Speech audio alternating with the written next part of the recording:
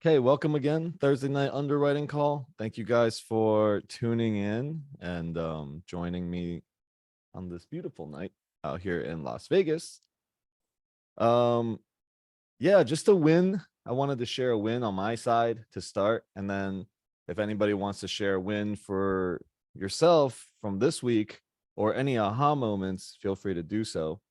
As a lot of you guys know that we've been working on this deal in Las Vegas for the last 6 months, 7 months basically, and it was a challenge for us to raise the capital. I thought it was going to be really easy.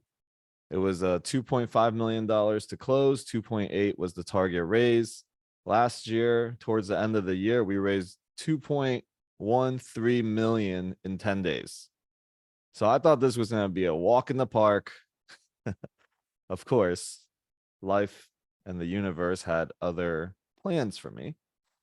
So we went through two extensions on this deal. And last week was kind of like the last effort with a webinar that I did. And we had a lot of people on that call. I thought there was going to be 7. There was a whole bunch of people on that webinar and so much interest. There was a lot of interest, and I was like, whoa, where did everybody even come from? I guess the lesson here for me is, just keep pushing and you know, if you're committed, to having something happen, it doesn't matter if it happens right away for you or not. Every single day, do something to move the needle forward. Right. I was stressed, and this is a little bit of a glimpse on the general partner side of the deal. When you're putting it together, you're putting a deal together. Not only do you have to underwrite it, not only do you have to negotiate the deal, get it under contract, put the money up to get it under contract. So you're risking your money, right, to get the deal going, hoping that you can raise the money to close the deal on time. So it's a lot of stress. I personally think that any general partners out there that's leading a team, and also anybody involved on that side, you guys know the stress of getting a deal to the finish line. It's very stressful. I think the splits are well worth the compensation, I believe. I think, it's so much work that people don't really recognize. And a lot of people want to step into the GP side right away. It's like, how do I get to the GP side, the general partner side? And you got to learn. Try to learn by removing friction. And this week, I just been using this kind of metaphor, I guess, of friction on everything. Find the path of least resistance, least risk. You want to minimize risk going into deals.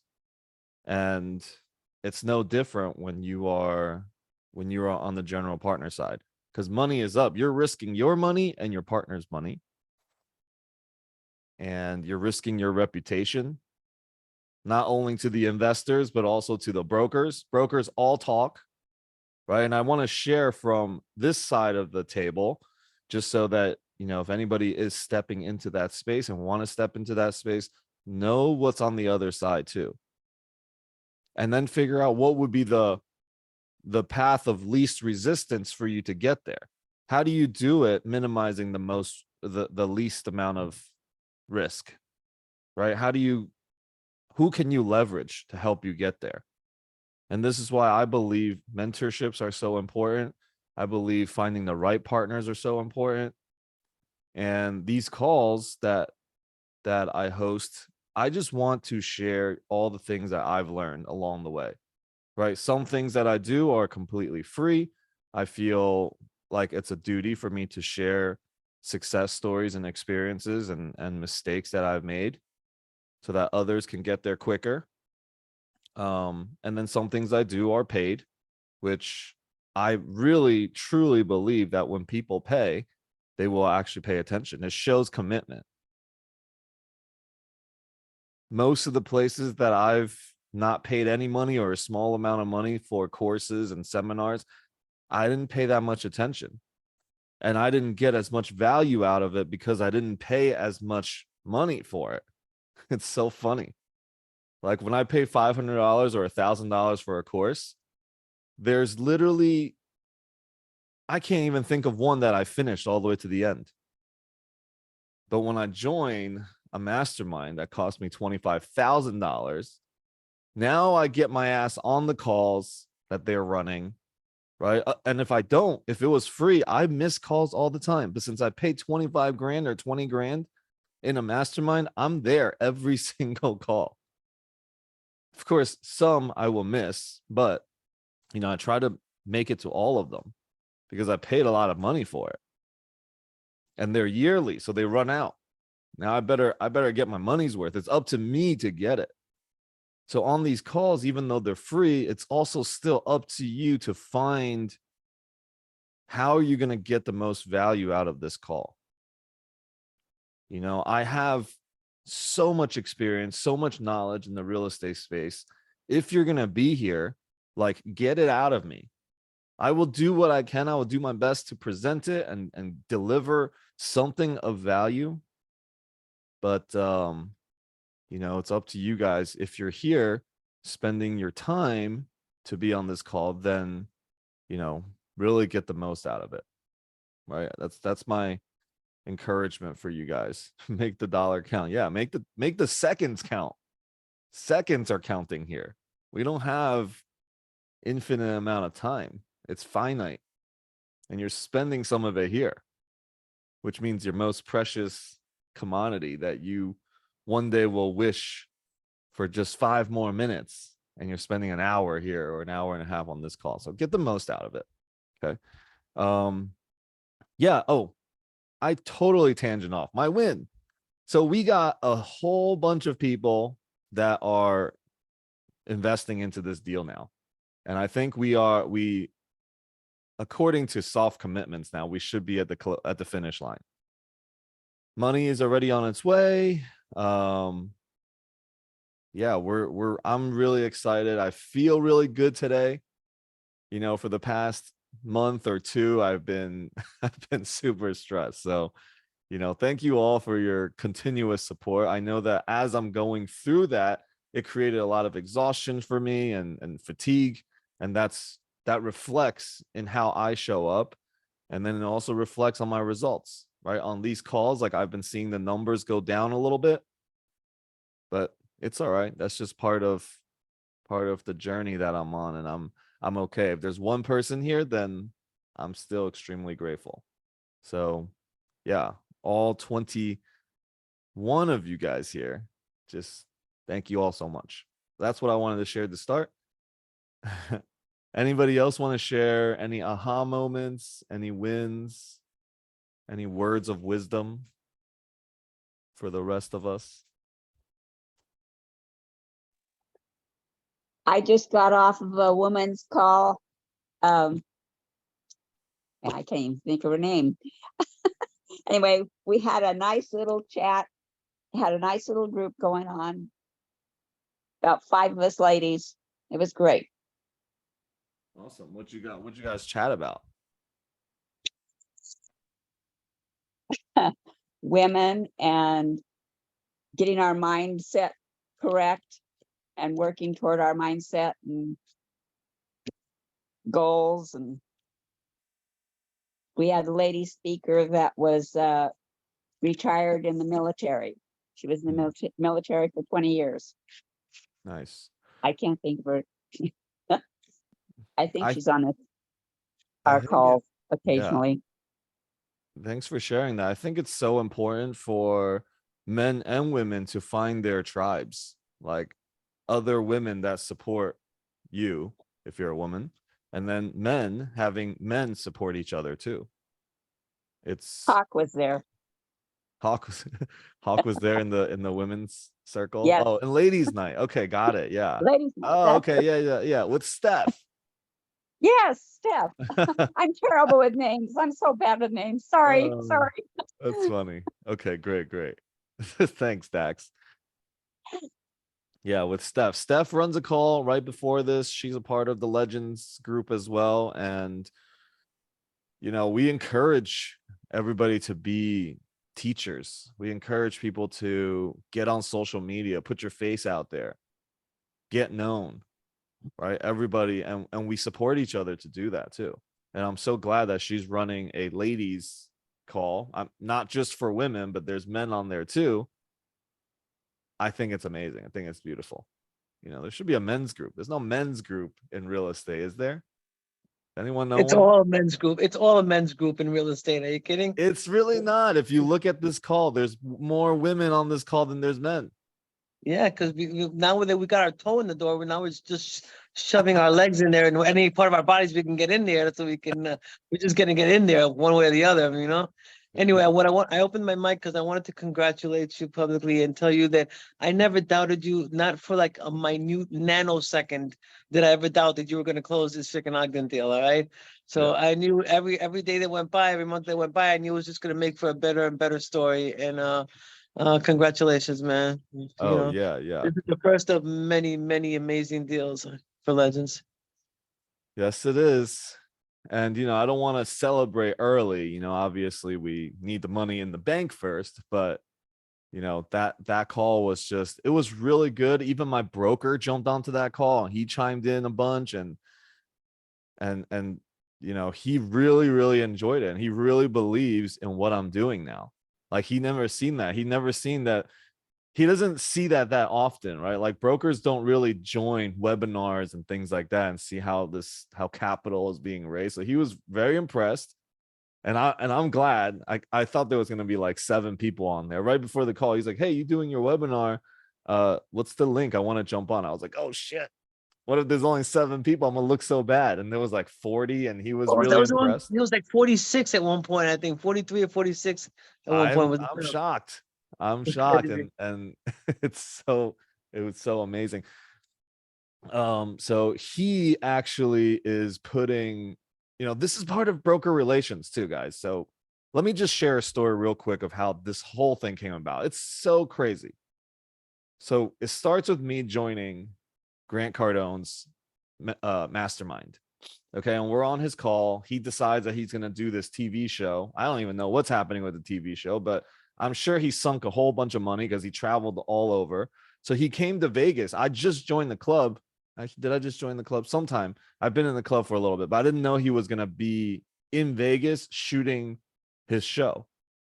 And we had just presented a deal or something like that. He's like, "Oh, Alex, you're in Vegas." I'm like, "Yeah." He's like, "Well, I'm shooting a show. I'm shooting something over there in 2 days." I was like, "Whoa." He's like, "Find the deal, present it, and from Vegas." And I didn't have a Vegas deal at the time. And he's like, "Present it and get on the TV show. Here's the number to the director of the show." I was like, "Oh my God, I got to do something." So I call and they're like, "There's no spots. There's no spots left. We already filled it up." I'm like, "Grant told me himself to tell you to put me on the show. So you can go confirm that." And then, of course, 10 minutes later, she's like, "Okay, you're on the list. Submit your deal, by tonight." I was like, "By tonight? I don't have any deals." And so we also have to get the seller or the broker to sign off on us filming over there on TV. They have to sign off on that. Right. And I started calling brokers. I had a couple good relationships I was building here. And they're like, "No, this is one of those things. Like, we've had 7 different phone calls already from people trying to do this, and we're not doing that." Right. I'm like, I'm trying to convince them the best that I can. I call every single broker on every Crexy site, LoopNet site that I could find. And then I end up seeing this deal for 5.75 million, the deal that we have under contract right now. And I was like, "Whoa, the location of this deal is awesome. If I could get on TV with this one, I'll win. I'll definitely win." And I called this guy Paul. So you guys saw Paul on the call last week. I called Paul, and he's like, as soon as I said Grant Cardone show, he's like, "Nope, not interested," and hung up.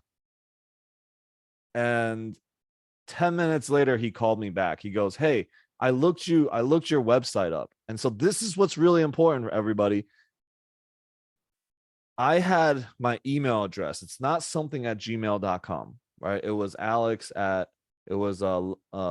Lovely Capital at the time.com. And I have put the deals that we had just closed on there and who I am and all of that, how much experience I have, my bio. Very minimum, have a website that just says something like that. Right. Or if you're part of a team, get the website, get on that. Right. So everybody that is part of Legends Equity Group, and this is actually a little push for me, is to get you guys the email address with legendsequitygroup.com, because someone's going to look up Legends Equity Group and see all the deals that were done. So he calls me back, goes, hey, man, sorry, I thought you were one of these EXP guys or whoever, because there was a conference going on. Elena Cardone is huge in the EXP, and she tells all the people, hey, Grant's doing a show here, get a deal, whatever. So they're calling brokers. Okay, they're calling brokers. And one of the ways that they, this is what sometimes makes a bad name too, when people are out there without the right, I guess, the integrity. All of them were doing some sort of bait and switch. They were like, hey, we're interested in looking at the deal. We can buy the deal. Can we walk in? Can we take some videos? And the brokers are like, yeah, of course you can. Right? They're under the impression they're a buyer coming to look at a property and they're going to use their cell phone and shoot some videos. And then they send I forget what it's called, some kind of disclosure thing, right? That they have to sign off on. So they send it over and the brokers are like, what? Why are you sending this over? Right? It's Grant and the whole film crew. And so they got really upset. All the brokers here, they were not about letting Grant or anyone do that. So he called me back and goes, oh, I thought you were one of those guys. But I see that you're a real buyer. I'm like, yeah, I'm a real buyer. And he's like, I can't get you that to get Grant to go into that deal. But I own a 48 unit, down Fremont that I can, I own it and I can let you do it. I'm like, all right. He's like, I want to help you out. So he helped me out. That's the deal that I got to show Grant. Now I made it to the final. I made it to the boardroom because, I know how to pitch a deal. I'm in Grant's club. Most of the people that were there, people were pitching like wedding chapels and, like single family homes, things that I knew from day one when people were pitching it and sharing their deals, that Grant was not going to deal with any of those. Right. So it was me and this one guy, Victor. Victor is also in the club. So we knew right off the bat we were going to bump heads towards the end, but we were very friendly. It was cool. It was fun for a while until we got into the boardroom. He totally turned on me in the boardroom. He was like, oh, you don't even have the deal under contract. You don't have anything serious. I'm like, dude, I'm sharing this with you, not on TV in the back, and you're taking it and dropping it on me. It was cool. It was fun. I mean, we had a lot of fun. But anyways, from there, Paul had this deal. And so we spent about 3 to 4 months trying to get this deal under contract. It was under contract. Somebody else had it. And it was for 5.75 million. Interest rates shooting so high up, they couldn't get the deal done. They couldn't make sense of it. They couldn't assume the loan because Freddie's small balance loan is actually pretty hard to qualify for. You have to, just in general, all agency debt is kind of hard to qualify for. So I got somebody and I was like, I can do it. If I can do it, this is what's going on with the market. What's the lowest? If I came in, this is one of the things that you can use. If I came in all cash, what's the lowest that the seller will be willing to go? This is one of the things that Grant taught us to say. And I said it. And he's like, the best, he came back and he goes, the best that we can do is 4.85 million. I was like, that's $900,000 off what it's under contract like a month ago. And so we got it at 4.85 million. I was like, hell yeah, let's do it. $100,000 up front.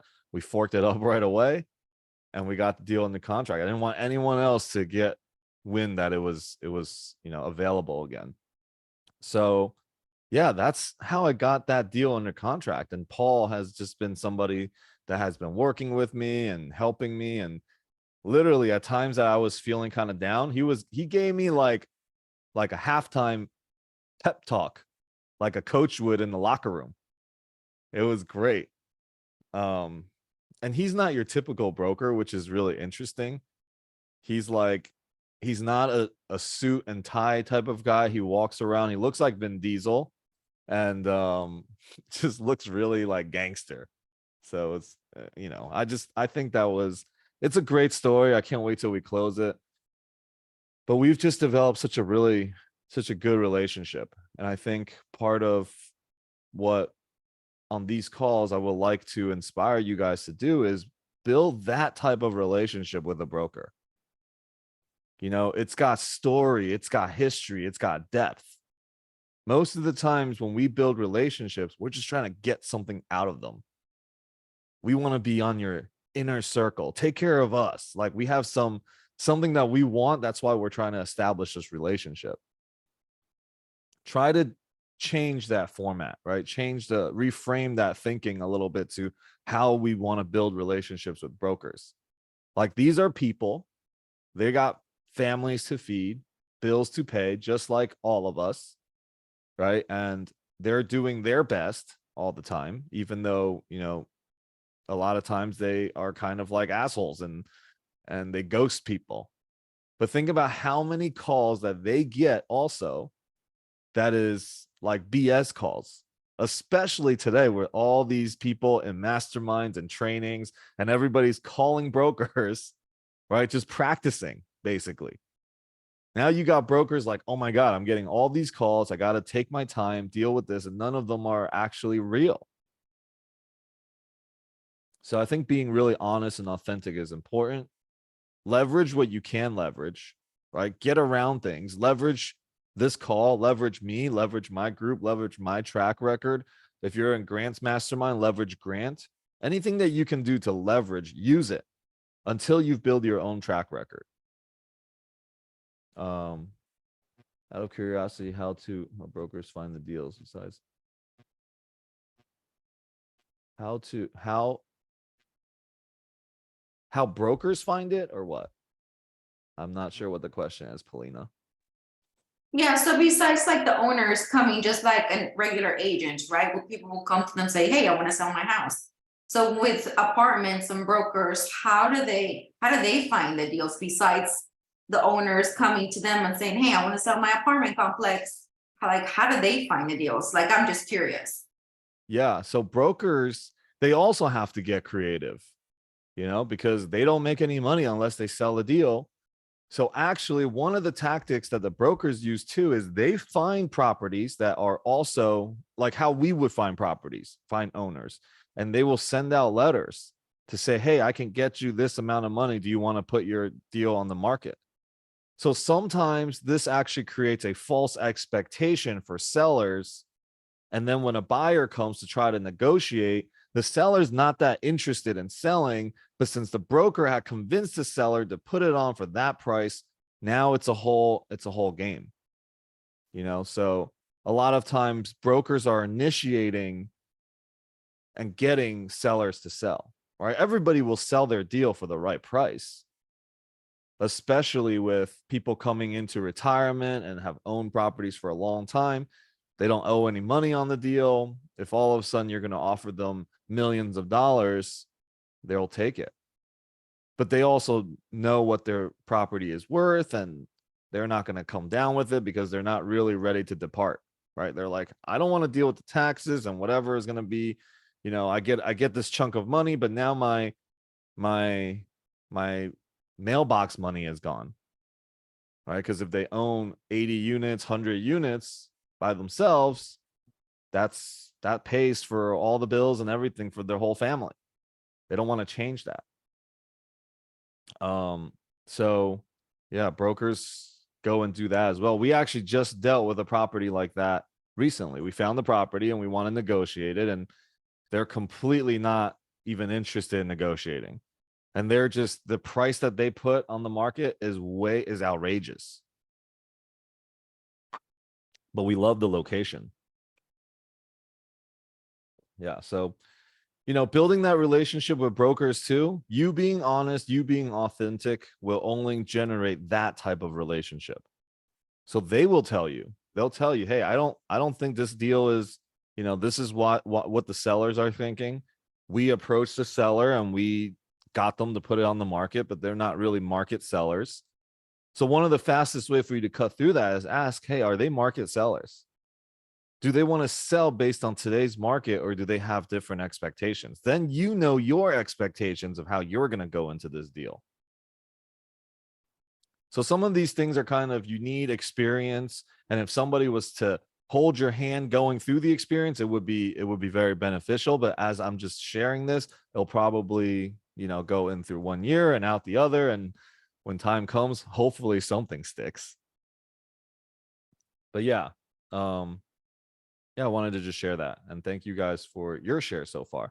I do want to go towards underwriting and maybe underwrite a deal today, all the way from beginning. So I know Lene's been looking at deals. If anybody else is looking at deals and you want some advice or some feedback, feel free to, let me know right now if you want to look at a deal, something like that. Also, for anybody that has not attended, our Saturday deal tank call is fire. It's myself, Sujay, and Chris Luna. Together, we have like $220 million asset under management, just us three. And you can submit a deal. You go to dealtank.tv to either submit a deal or to register and join the community that we have. It's already grown. It's pretty big.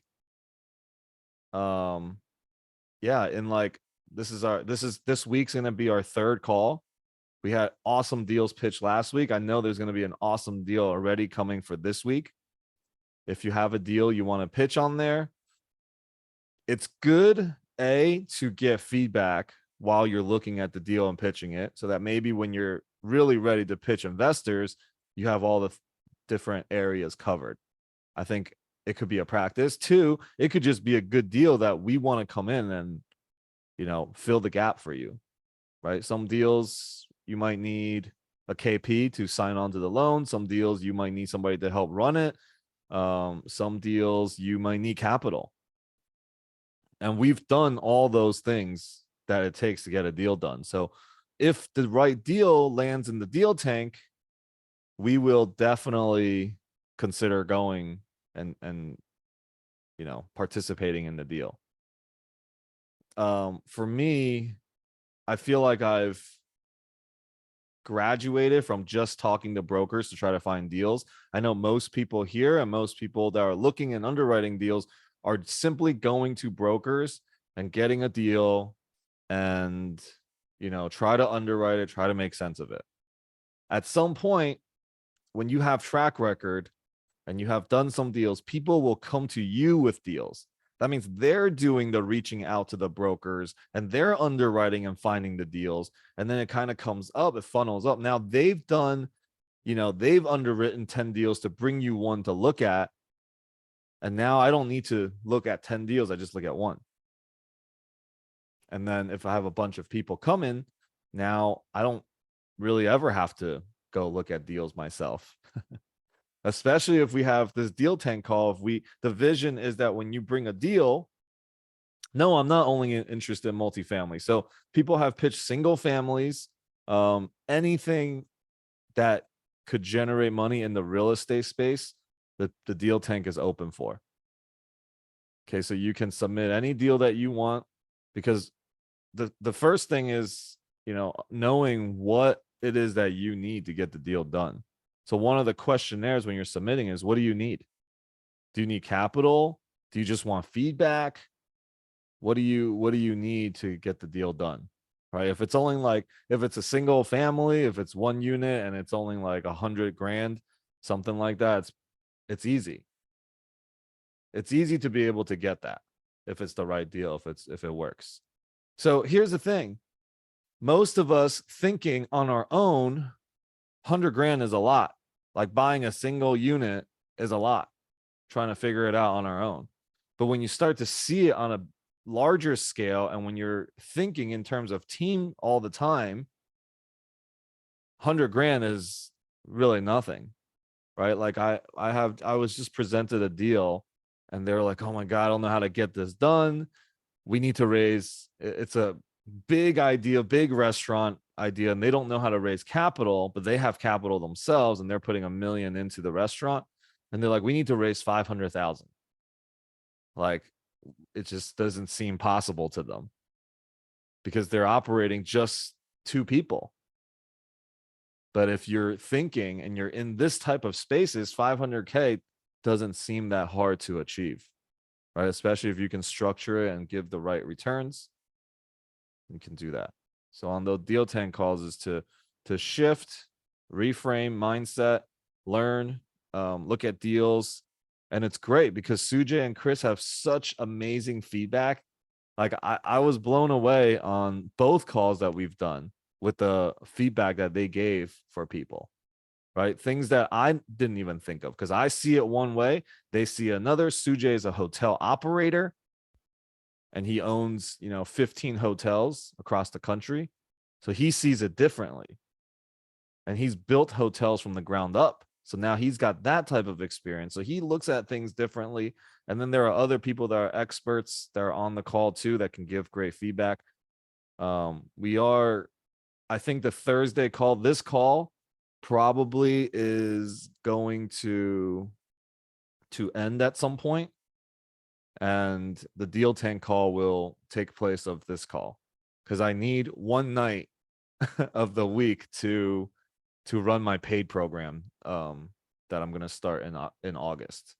It's going to be a very extensive, like, entire thing of multifamily, social media, everything that I've done. There's like 30 plus modules already that we've done, and it's going to be like a 3 to 4 month journey. It's we're still figuring all the logistics out. But the only night that I have available would be Thursday. And so we'll see. Who knows? Who knows? Who knows? All right. Who wants to show Lene, you wanna show a deal? You want us to underwrite a deal, get some feedback on it?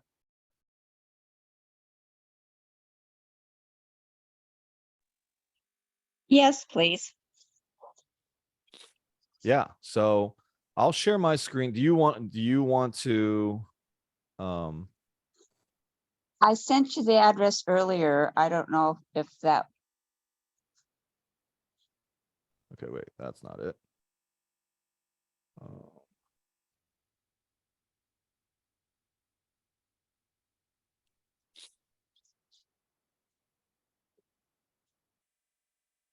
All right. So this is also for anybody that doesn't know how to find deals. I think this is going to support as well. We'll just go to one of the most popular sites that people get deals off of. I have a paid version of this, so I get a little more information, but let's just look it up. What's the address? Can you type it again in there? yes. Type.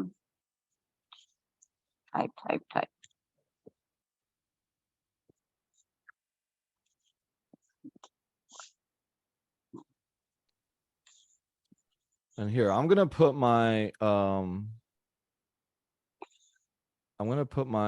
personal contact Calendly in the chat. All right, this is an intimate call, so it's not a lot of people. I'm okay with this. If anybody wants to chat and we haven't chatted before, get to know each other, I would love that. I would welcome it.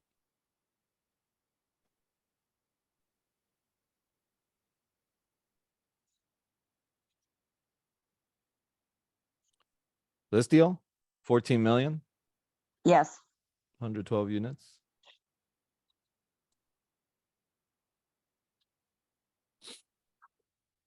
Okay, so I'll just go through the process of if I was looking at the deal, what am I looking at?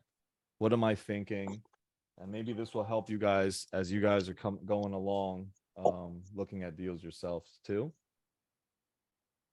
I'm gonna take out my little notebook thing here. All right. First thing that I'm looking at is how long this deal's been on the market, right? 233 days. That's a long time for this deal to be on the market. Why is that on the market for this long? So the first question I would ask the broker is, you know, are they market sellers, right? That's what I shared earlier. Are they market sellers or are they stuck on a price that they want? Is this 14 million fixed?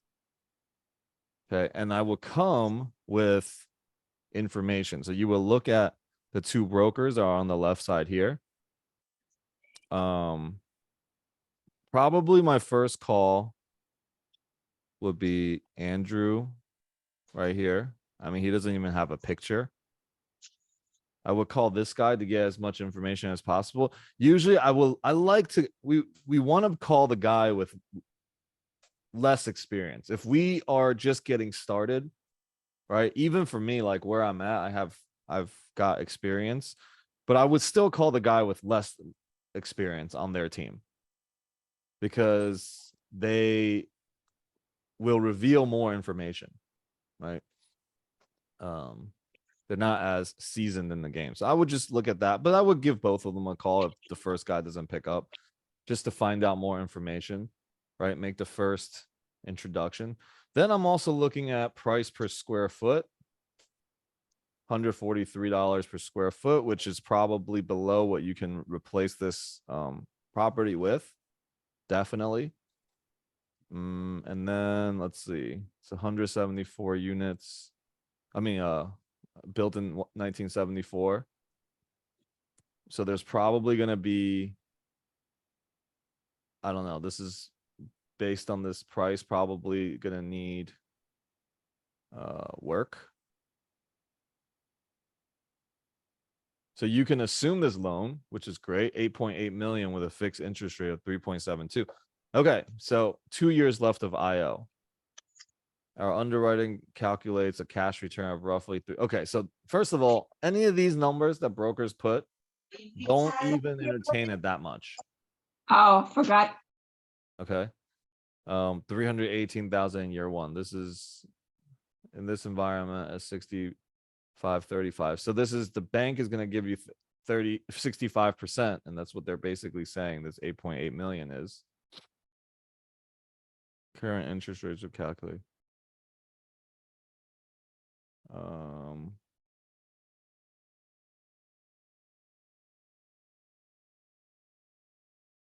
Okay. What I would do is I would also request info. Did you request information on this deal, Lene? Okay, no, I just looked at the OM. Okay, great. They have an OM for you to look at. Yes. So here we go. Let's look at the OM.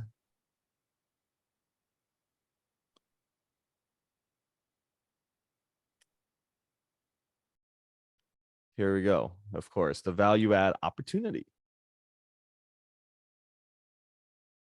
So follow along on what I'm going to write. I'm not going to be able to show my screen while I'm looking at this at the same time. But write down, what is it? 14 million? Yes. Okay, so 14 million for the deal.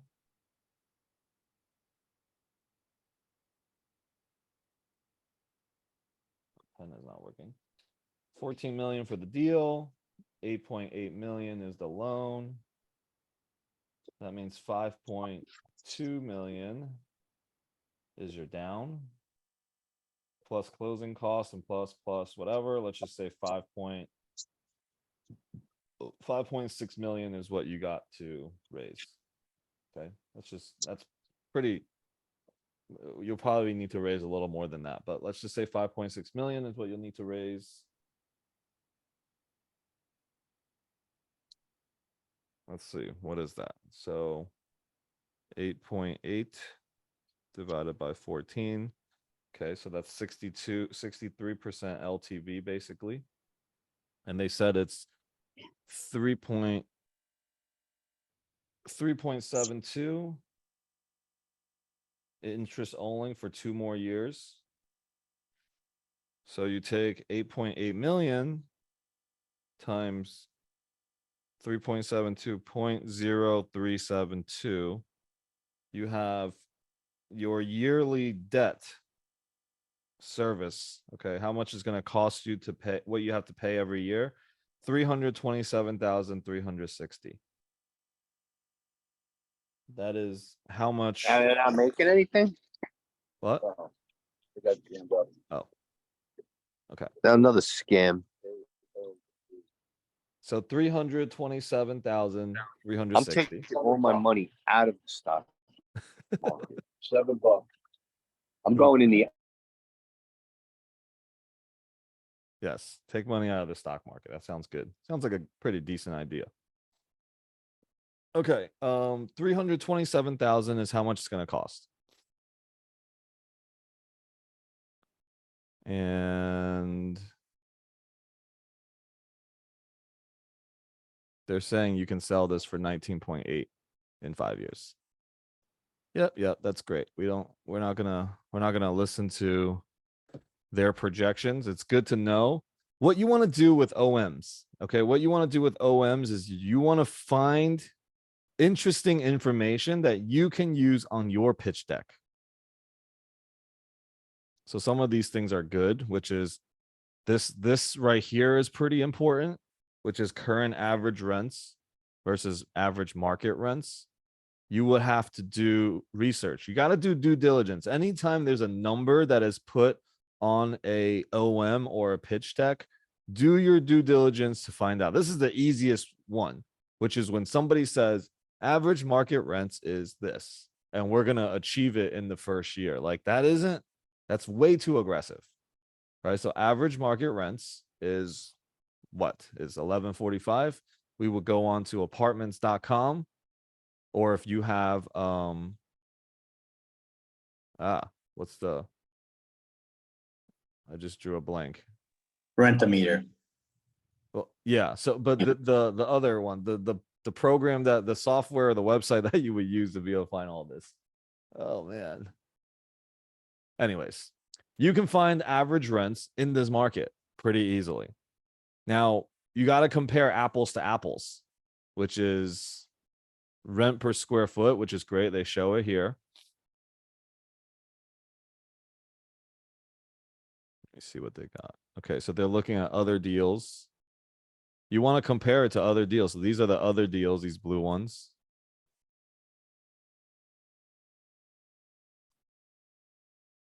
What is this deal called? The New Georgians. Okay, so that's here. All right, so you could see that they are way below market rents and there is room to move. But why is there room to move? It's probably very outdated and needs a lot of work. These are all good things to find that you can use on your deck when you're pitching. I would do a fast. Oh, nice. They have a swimming pool. This doesn't. So these pictures, they make the property look better than it is. And it doesn't even look that good. All right. So this pool area, I don't know. It's not very attractive. Oh, okay. They have amenities. They have a gym.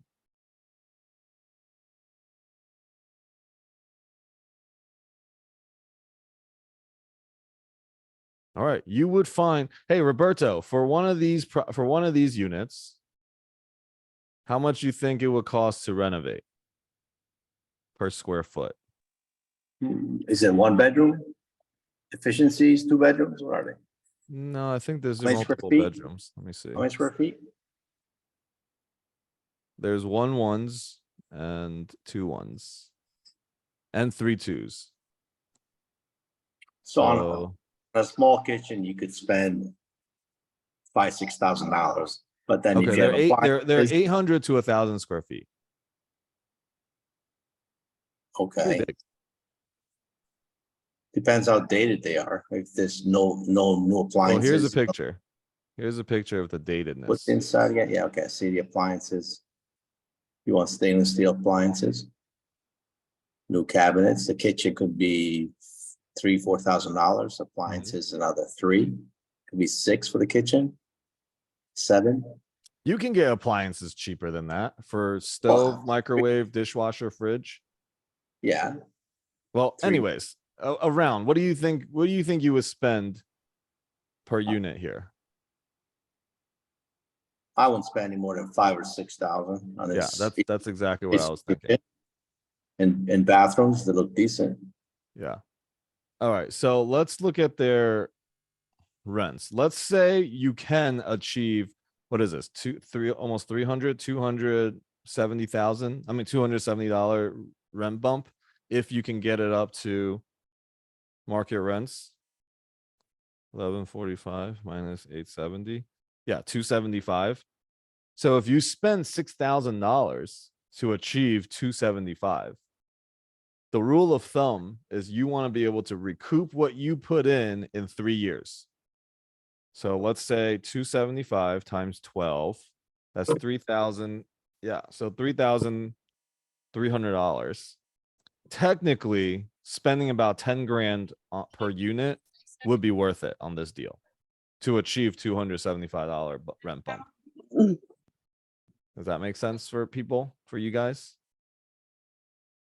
Now, I don't know if the exterior looks decent. It doesn't look like it needs any work.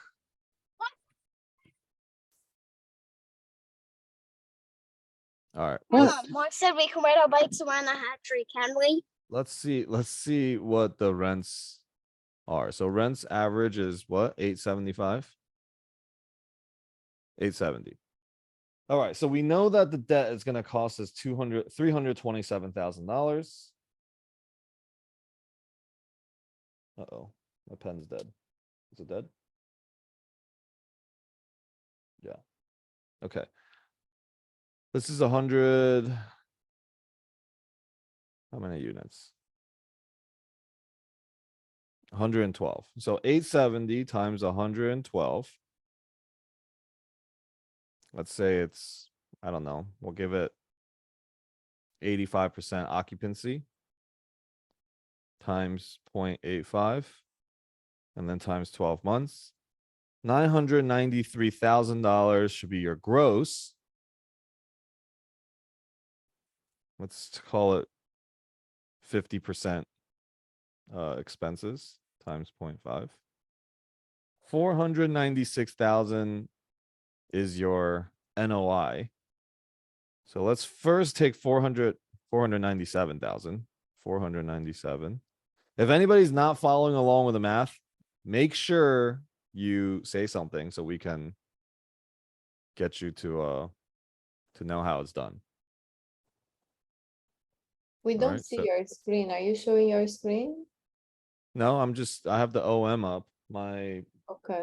my Apple Pencil is actually dead, so it's not even working. Oh, okay. 497,000 is your NOI. You guys see how I got there? All right, I'm gonna take that as a yes and a maybe. 497,000 divided by their asking price, which is 14 million. It's a 3.5% cap rate. So for this asset, which is basically like a C plus B minus asset, I would say 3.5 cap is way too low. You know, especially with where the interest rates are today. It's really challenging. So 497,000 minus your 327,000, which is how much your debt is, you'll have 170K free cash flow. Okay. Now you put you guys put 5.6 million down. So 197,000.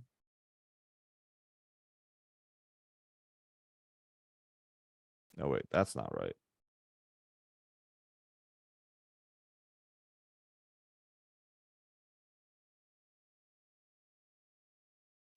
Something's off here. I did something wrong here. 8.8 million times 0.0372. Okay, 327 is your IO.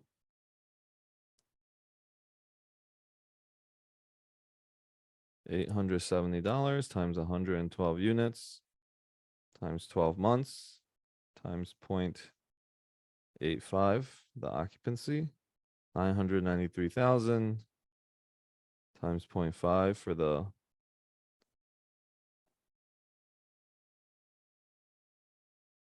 either this deal is way too good or something's wrong here. 497,000 is the NOI minus your debt, 327, 360. It is 170,000. 170,000 divided by 5.6 million. Okay, so it's a 3% cash on cash. Okay, you're returning that. Okay, it is right. I did it. Somehow I missed a zero somewhere. So 3% is what you can return. That's free. Now, if you're doing an 80-20 or a 70-30 split, all right, what is that? So let's say your investors get 70% of that times 0.7.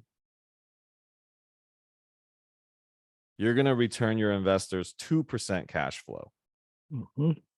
Okay, so it's a very, at least it's cash flowing, which is important. Positive cash flowing day one is important. Most deals that people get today are not cash flowing day one. This is why there is a lot of preferred equity being pitched everywhere. Oh, 7% preferred, 8% preferred. That does not mean they're going to achieve it and you're not going to get that first year. When they say 7%, 8% preferred, it means they'll tack it on. They'll tack it on the back end. But when they tack it on the back end, it just comes out of your refi money or your sale money, whatever that's going to be, right? But you're not technically going to get the cash flow. So the whole preferred returns thing, you know, I feel like I think over and within the next couple years, people will get really, there will be a bitter taste about the whole way preferred returns are pitched. Because preferred returns for like a family office or private equity, they will demand the preferred return that they actually get that amount that year. So if you promise them 7% preferred, they're going to get their 7%. You don't get money. Your investors don't get money. They get it. And if you don't, and you miss like that number for, let's say, a year or 2 years, whatever, they will take over the deal. And they can, it's in the clause. Most preferred equity. Can you do like a subject to Sub at 2 on all in this. this type of stuff? You could, but since this lender has, you know, you're basically assuming the loan already. And here's the challenge of this deal is once it gets off of IO, you're 327,000, so 8.8 million. Now you got to add 1.25 to the interest rate. So let's say it's going to be 5 to get your principal as well. 0.05. Now your debt is going to cost 440,000. You guys see that like 1.25 points or percent higher equates to $113,000 in payment. Like you can see how people are getting in trouble today is they had a 3.72%. They underwrote the deal. They wrote it conservative and they're like, okay, if it went to 5.72, we're still going to be good. Right? They created that barrier. A lot of deals are in trouble right now. A lot of deals are in trouble because adjustable loan, you got it at 3.72 and now it's at 8 or 8.5. Like let's see what the difference in payment for this deal would be, right? Let's say the deal was good. You're making 170,000 at 3.72, but this is adjustable and you go up to, let's say 7.5, let's say 8%. Okay. So you're $8.8 million times 0.08. Your debt just went from $327,000 a year to $704,000. And your NOI was 470,000. Right? Minus 470,000. You're now out of pocket 234,000 a year. divided by 12, you got to pay it. That means every month, instead of having positive cash flow, you're paying almost $20,000 in negative. So you're in the red. And so people are scrambling to refinance their adjustable loan that they just got a year ago to something fixed that's in the fives, but that costs money. To do a refinance is going to cost you money. But this 8.8 million is on a fixed interest at 3.72. Yeah, Only so for they 2 have, more but they have years. they have 2 years IO, but I just want to give, I want to Yeah. demonstrate that just for people to see, you know, the difference and why there are a lot of deals in trouble, right? Like there's deals in trouble because of that, of the difference in what 3.72 payment looks like compared to 7 or 8. A lot of deals are just holding on and they're hoping for relief. Here's the thing. They're hoping for some sort of relief from the Fed. And they're not giving it. They just came out and said they're going to do 2 more rate hikes. Right? Even though they stopped it for this current, you know, their last meeting, they didn't increase interest rates, but they're going to do it 2 more times. That's what they said. So people that are holding on, you know, your deal might be able to survive 3 or 4 months paying 20,000, you know, going in the negative, but how long can you hold on for? Right. So there's a lot of deals in trouble that way. And, you know, the returns that you thought you were going to make on deals, every single deal is worth less than it was a year ago. Every deal out there because of the interest rate. So, you know, maybe your projection was, you know, a 2x in 5 years. That could still happen because the market can still turn and it'll come back. But if you have to sell today, most likely there will be investors in those deals that will lose money. Right? Your $100,000 is now, maybe you'll get 70 or 60 back if they had to sell it today. And that's, let's see how much people can't even, if they wanted to overpay, they couldn't, because banks will not write you the loan. They'll not give you the loan based on today's interest rates. So this deal here, I like it. I don't know the location that well. I would say, you know, does anybody know where, know Dalton, Georgia? Anyone familiar? I know where it's at. Are you familiar with the market? I am familiar with the market. I'm not particularly familiar with that property, but this market is a small rural market. It's a suburb of Chattanooga, Tennessee. It's about about 80 miles north of Atlanta, Okay.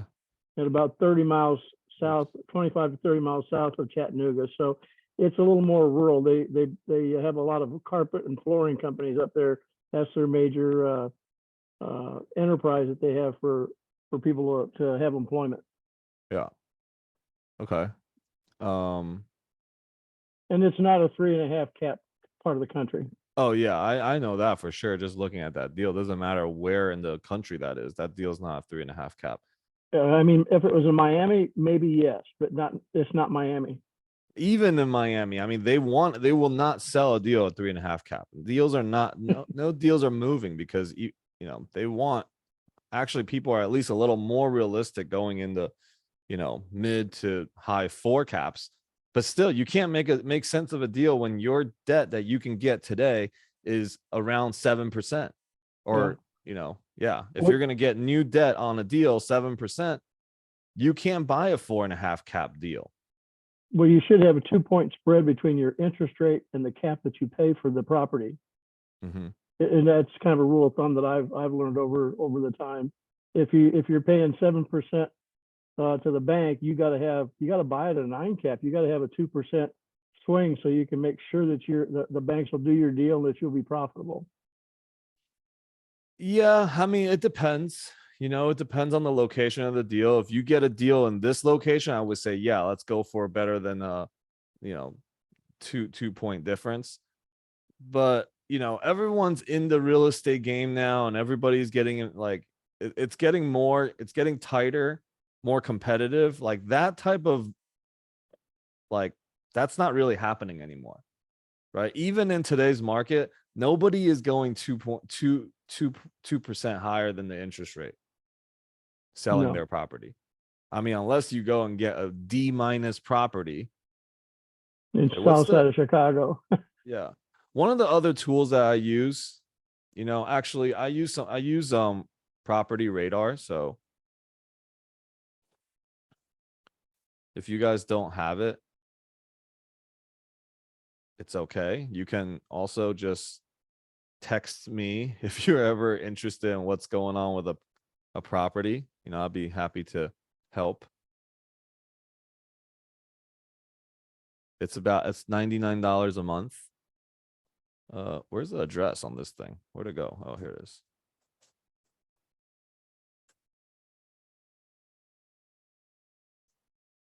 I play with this all the time. It's on my phone. Like everywhere I go, I just look at random properties everywhere this way. So this property, here it is. Okay. They bought it in 2019 for 8.75 million. The loan balance is actually 8.5. So you're actually going to be, I don't know how you're assuming a 8.8. TNG Apartments LLC. This is the guy. Let's see what other information we can get.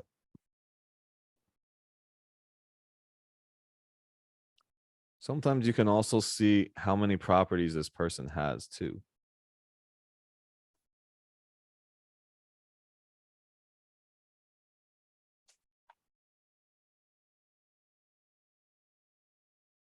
Okay, so they have other properties. Oh, wait. Oh, no, these are comps. So Property Radar also gives you comps, which is cool.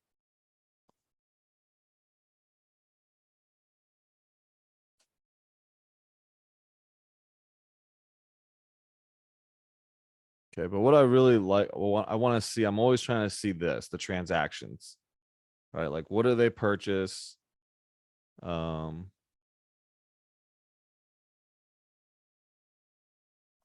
they refinanced, and now they have a new loan, 8.8 million. They originally had a 7.5 million loan.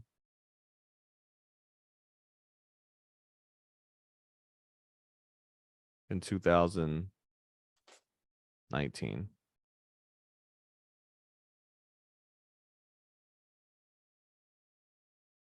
Yeah, so they can't, you know, this is not a deal that they're able to do any sort of seller financing or anything. So the only thing they can do is a loan assumption. Let's see if we can find out who has the loan.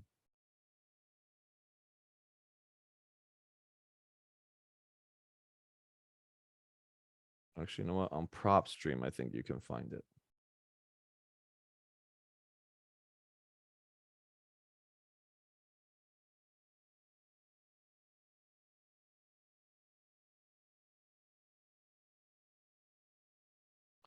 Okay, so here is a little bit of information of the demographics.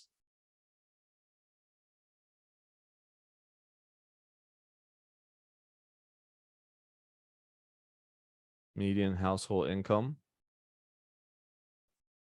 is 51,000.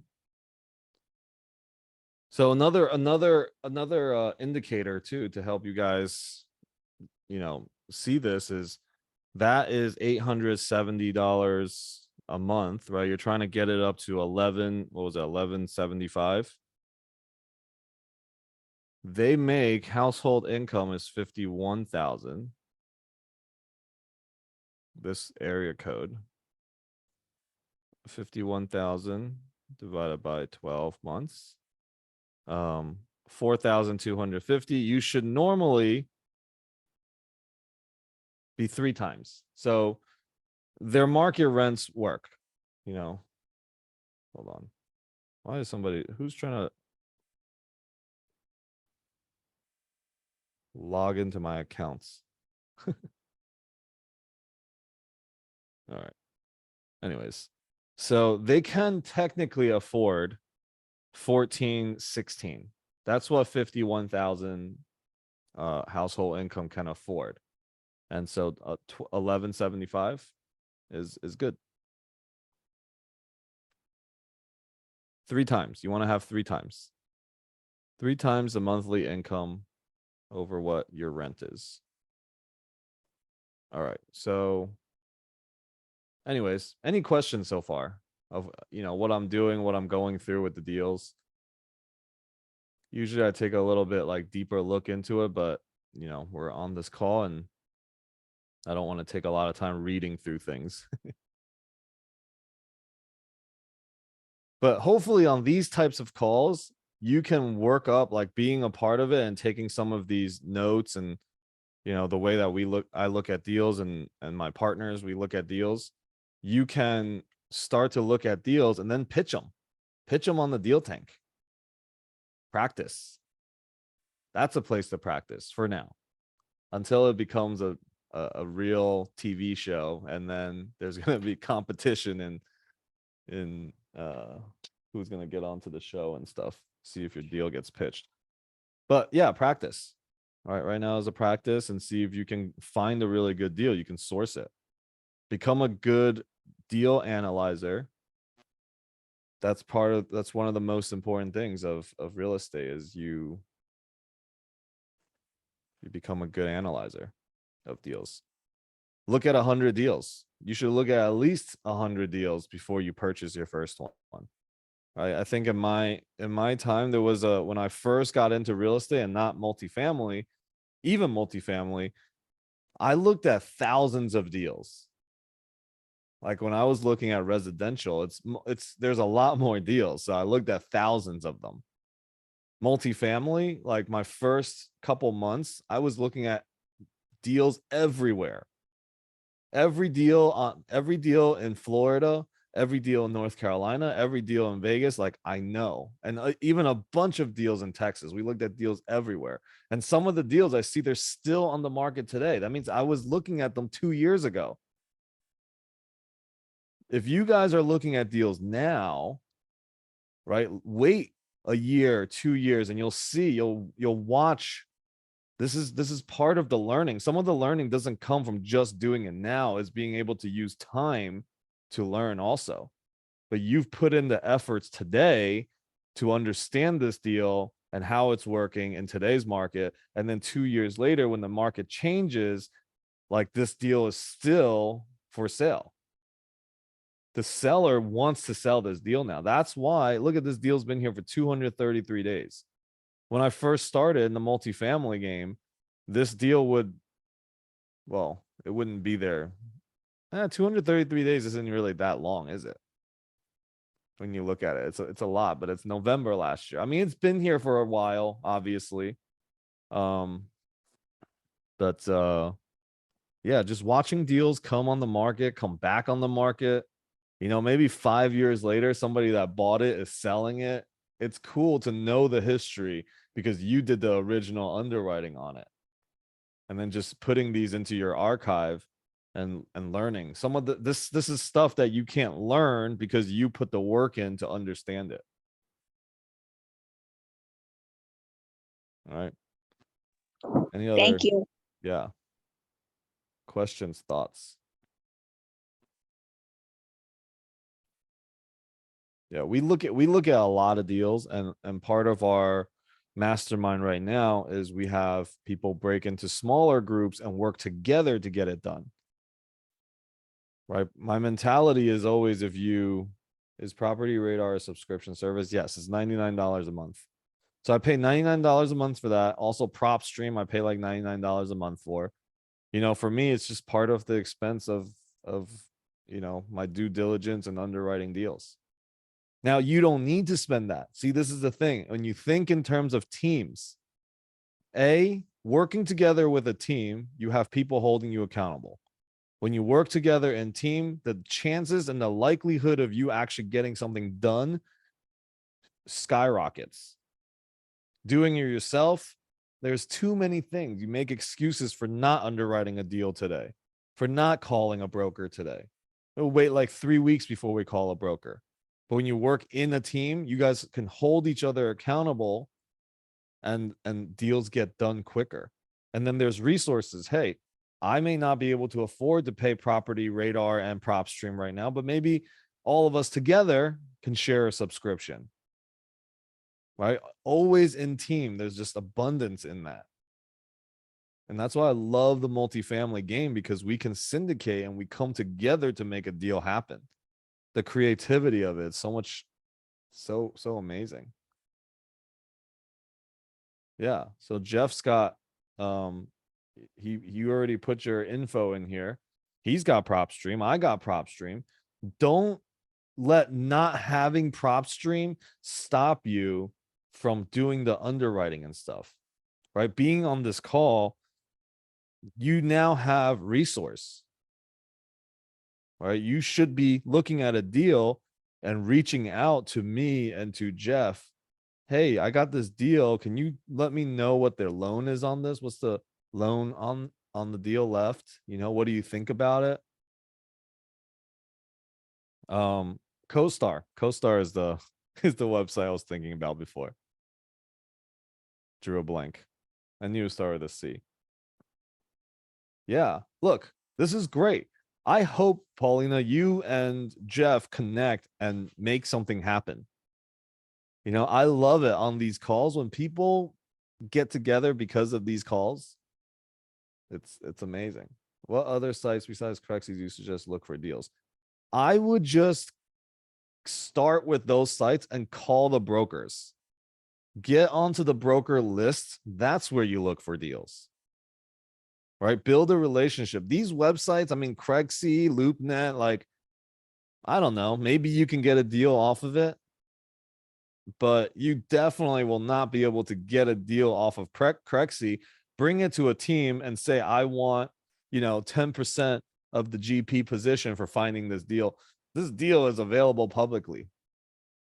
You didn't really find it, right? Unless you got it under contract and everything, it's not really your deal. So these websites, they're good for practice. They're good for looking for deals.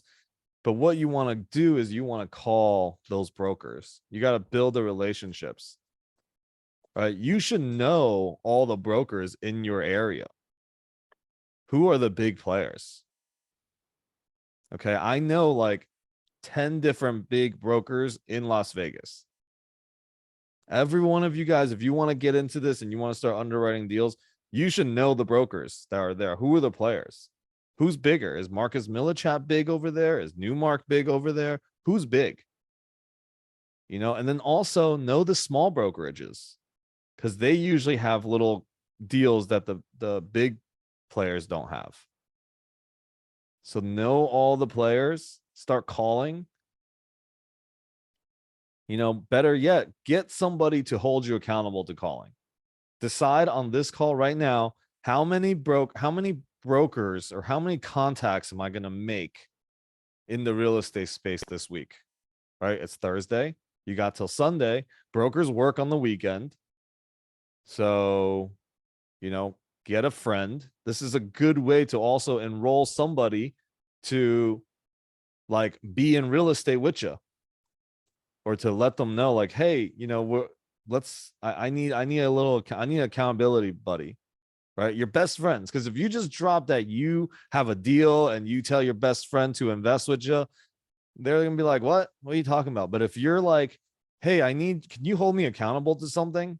Let's do something for each other. I'll hold you accountable to something. You hold me accountable. I'm going to call 4 different brokers there. I'm going to find the best deal in our area. But what I need you to hold me accountable to is, by the end of tomorrow, I would have called 2 brokers. By the end of this weekend, I would have 7. Can you hold me accountable to it? Like, just set an alarm, call me, text me, let me, be like, hey, did you do it? And then I'll do the same for you. Now they know you're in the game, and as you're finding stuff you can share with them. That's a great way to build that relationship, build the trust. You know, like so many people think they can just, they're like, oh yeah, I think I can raise capital. And then when you get to it, you realize that, oh my God, why is nobody investing with me? Just because you know people got money, does that mean they will invest with you in a real estate deal? You got to build that up. That's something you got to build, your reputation, all of it. All right. So yeah, if you have not registered, check out the Deal Tank. I want to show it. Check out our Deal Tank community and the calls that we got going. So inside this, we have this is the community. The calls are all, it's on Zoom, but you can find the links right here, and you can actually add it to your calendar. And then throughout the week, you know, there will be posts, right? You know, we posted this last time. Yeah, there will be more information. You can chat with each other. Right, there's already a lot of like chatter going on in the community chat. You can find all the members, you can follow each other. Right, it's growing. Oh, wow. Yeah, wow. Okay. So there's a bunch of people in there, and then the recordings are in here. Any documents that we have to get to provide value with, we'll put it in here as well. So this is the online community we're building. Okay, so this is the Deal Tank section. There's going to be health. There's going to be other workshops that you can play with. If you have a workshop that you want to deliver, also, we can talk about that and put it and showcase you here. This is going to be a place to showcase people, and it's just going to be a great community for everyone that's looking to get their first deal done. Okay, or the next deal done. So you can go to dealtank.tv to register, or let me send a invite right now for anyone that is not a part of it. I'll send the invite to the call.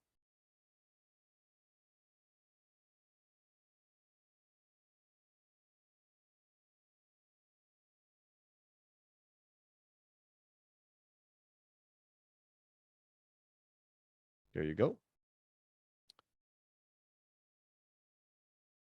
It's going to be super exciting. Our goal is to, you know, we've been growing. The community's been growing every single week. So our goal is to have 75 people on that call. That's this week's goal. So help us make it happen. Invite somebody to it. You know, join the community, join the call, and invite someone to the call. The more people on the call, the more funding that we can have access to, the more people will participate in deals with you, the more you can showcase yourself in front of people. The bigger the community gets, the easier the deals get done. Okay, so that's that. All right, oh, Nick, how was Indiana Jones? Dude, it was super good. Really? Super good. It was a good final movie. They wrapped it up. It was really good. Okay, fine. I'm enrolled. Everyone I'll go should see it. Yeah. So We're definitely saying it's possible when I come to Vegas. okay. Indiana Jones. Hey, the call went pretty smooth, even though you weren't here. I was a little bit worried about what I was doing, but you know, I had to do my own music and stuff like that and hit my own recording. But I did it. I managed. All right, great. Not like the last Baby. Poor baby. All right. Any last questions before we depart here from this call? Okay. Last week, Thursday's call was an example of the modules that I'm going to be doing. It's really good. So let me, is that on my YouTube, Nick? Yeah. The underwriting call? Yeah. From last week? Yep. I can put it in chat. Hold on. Let me find it. You can put it in chat, you said? Yeah. Let me just find it. Oh, great. All right. So Nick will put that on in chat. It was really, really good. We've spent a freaking buttload of time putting all this modules together.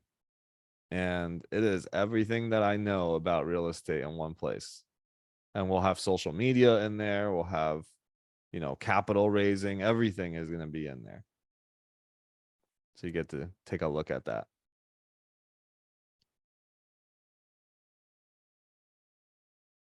Nick's about to post it right now.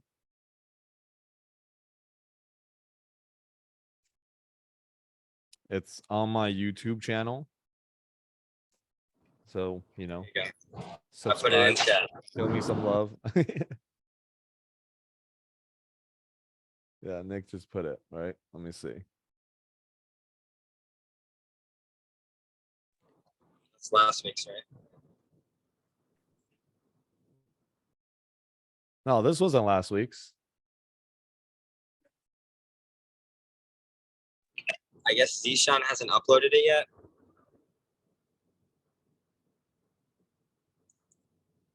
Let me talk to him. Oh yeah, because last week was Natalie. Okay. Guess it's not on your YouTube then. Okay, so it's not there yet, but this is where you will find all the underwriting replays. Yeah, it'll be there. It'll be there soon. Okay, our VA will post it very shortly. I will let him know. But okay, thank you guys for hanging out. It's been real. It's been fun. Hopefully there was some value created here. Reach out to me. I posted my one-on-one calling. I hope, I hope we chat. I hope we connect. If we have not spoken one-on-one, let's do it.